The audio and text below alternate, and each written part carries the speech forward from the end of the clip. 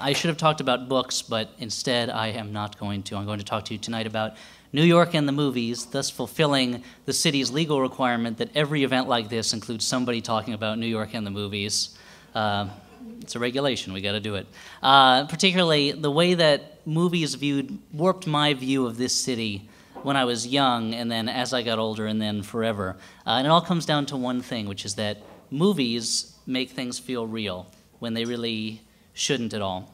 And in fact, they make real things seem even realer than real. I'll explain that by talking about a night about a year and a half ago when I was walking down the Coney Island boardwalk at night with one of my best friends, and his wife and my wife were walking about 15 feet behind us, and we were just talking about probably nothing interesting at all to the people in this room, horror movies or something like that. And my wife was talking about whatever, I don't know. And I suddenly realized, if this was a Woody Allen movie, this would be the scene where he would turn to me and reveal that he'd been having an affair with his teaching assistant. And I'd be surprised, but not really shocked, because the morality of the movie is kind of weird, and I'm not going to judge him about it. And we'd talk about it at our full volume, knowing full well our wives can't hear us because they're not supposed to know about this till later in the movie. And then he'll make a joke, and I'll make a joke, and then I'll make a better joke than the last joke, and then cut, Guggenheim exterior, Dixieland jazz, we're in a new scene. And what's weird is that I remember that night the way Woody Allen would have shot it, with us in the distance coming towards the camera very slowly and never quite reaching it, which is, I couldn't have seen it that way. That makes no sense. But I have no memory any other way. And that's the thing. Things seem more real in movies to me, and make the real things seem realer, like I said. They make buildings that I've seen in real life seem more valid when I've seen them in a movie. If there's a movie set in my neighborhood and I see a house I know, I go, oh, that's a real place. More than standing in front of it would do. And more than that, movies make real things seem exciting. And so I wanted to talk about the two New Yorks that I grew up with, or specifically the one from the movies, and how the movies affected one of them. Because I grew up with two New Yorks, growing up in New Jersey and coming here. There was the real New York that I actually went to, which was the city of grandmas and dinosaur skeletons and scary homeless people that you pretended you weren't looking at, but when they looked away, you looked at them really hard.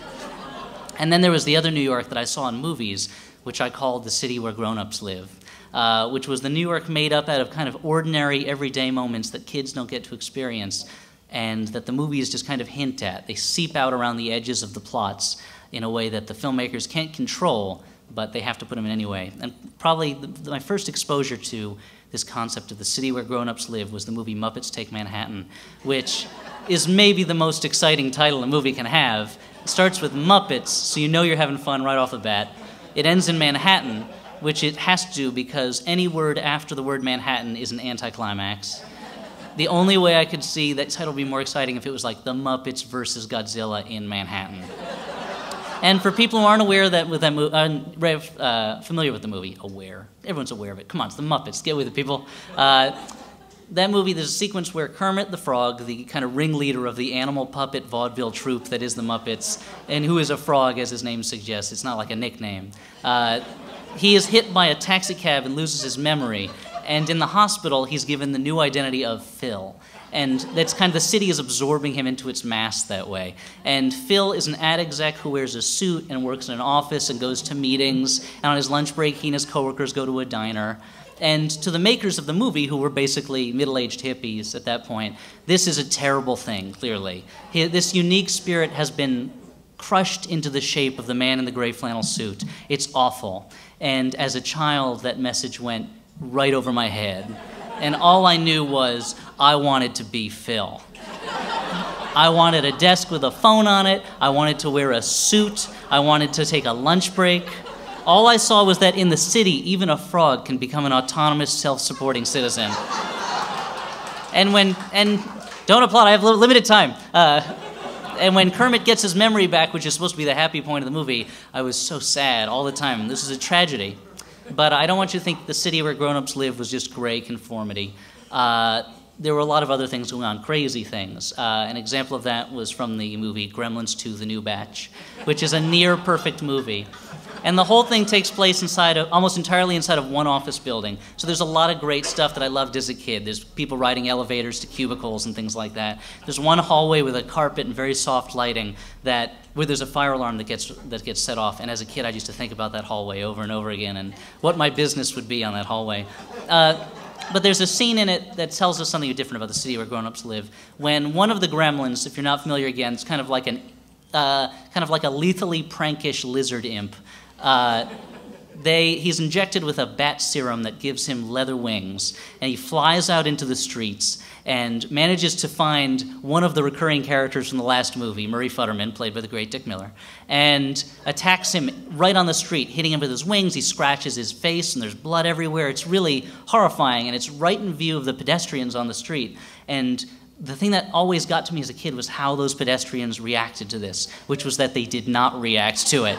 They ignored it completely and kept walking, heads down, thinking about whatever it is grown-ups think about in the city, like the Statue of Liberty or what diner they're going to have their lunch break at.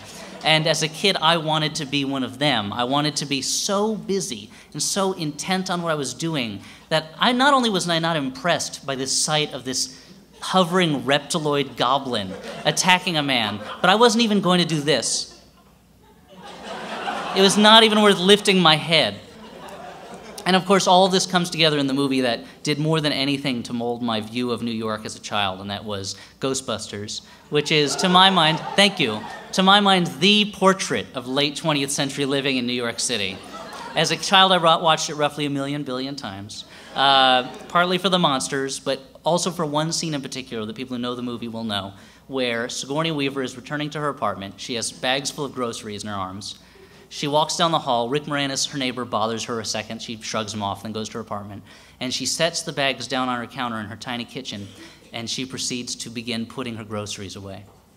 And in a moment, you learn that the apartment is haunted, and she has demons in the fridge, and that's all very well and good. It was very entertaining. But that's where the scene kind of started losing interest for me. To me, the exciting part of that scene was seeing someone living in a high-rise building, having their own kind of private space inside this larger human hive, this little pocket of grown-up yoursness, set apart, but like within the city.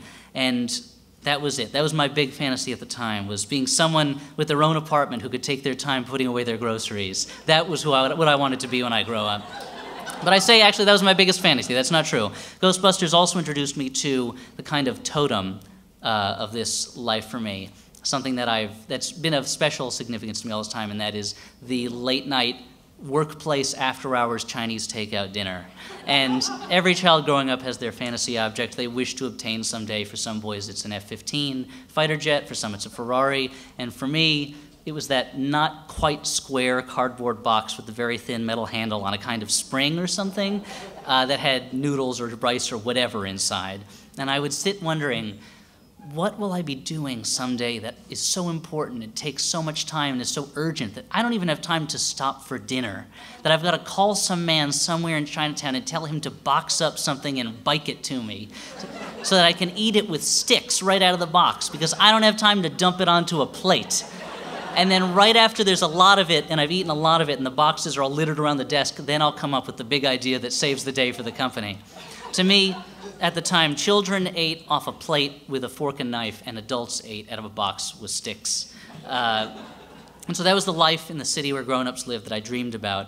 And those were the moments I wanted, the moment where you shut the door to your haunted apartment so you could put away your groceries, or the shuffling of chairs as your fellow Frog executives got up from the meeting, or the kind of white noise of the gremlins hovering in midair around you that you only half hear because you're too busy hurrying off to where you need to be.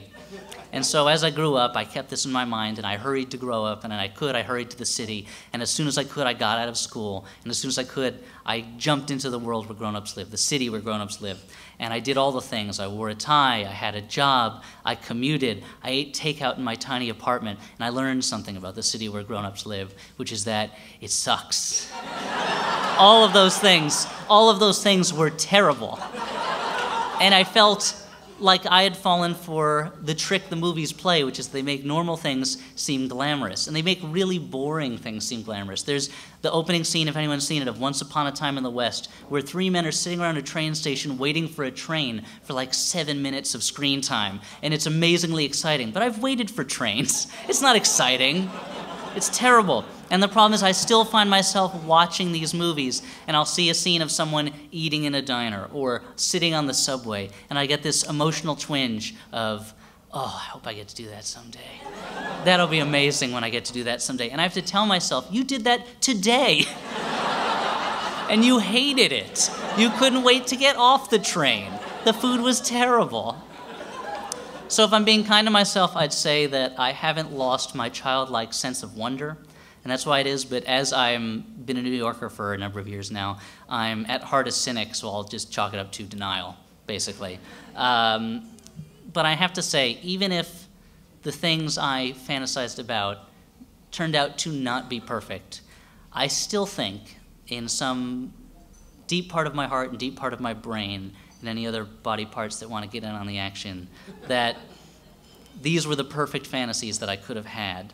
And that these kind of mundane, trivial, boring fantasies of terribly boring things that adults do were healthier than the ones that the movies were trying to sell to me, because in the end, the movie fantasies are delusions. Let's face it, no matter what the films tell me, I'm never going to dance with a pig.